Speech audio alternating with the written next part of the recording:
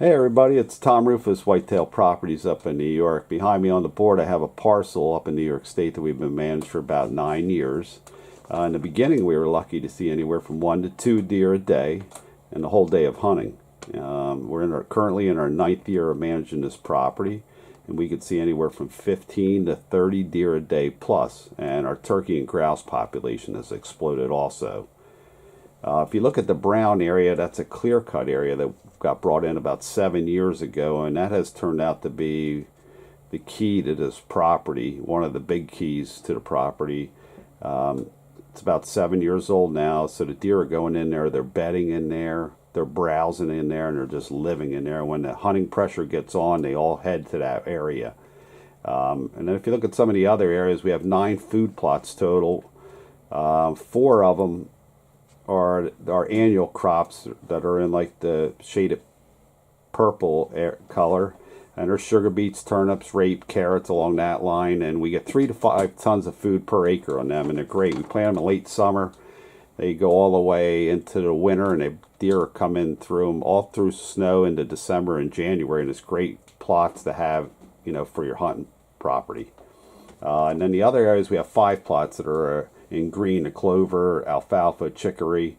They last 3 to 5 years.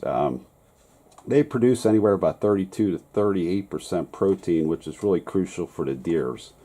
That's a big factor for creating bigger racks, healthier does, and the fawns surviving the winters. We try to spread out all the food plots to give them a big variety. We noticed that has been a big factor for us also. We also started bringing in some mineral blocks for the spring and summer, just to make it healthier and produce some larger bucks, and that's been working pretty well for us too. If you look, we have a couple water sources, the blue areas, and we're looking for 2018 to even make another water spot to make it real crucial for the deer.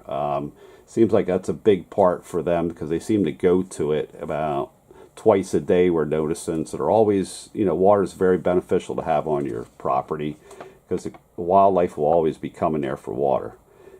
We have about 10 ladder stands right now, mostly 2-man ladder stands. And then I built 1 tower stand with some windows in it and everything along that line. That's our newest addition to the stands. The one big thing I'll talk about is the wind. The wind has become a crucial part of when to hunt a particular stand, and that's been my strategy anymore. I've been practicing that now for about 7 years, and that has resulted in taking numerous large bucks in the past 7 years by doing that. And the other big thing is temperature drop. When I see a big temperature drop coming, a 10 to 20 degree change, and the barometric pressure is rising and the wind is changing, I see a big drop in wind change. That's a great time to get out because all the bucks start coming out. They got to come out and feed then. Even if they're laying low in October, even during an October lull, they're going to come out when you have the big temperature drop. So they're crucial times to be hunting. Start using some of these tips to take your hunting to the new level. Tom Ruhfass, Whitetail Properties in New York.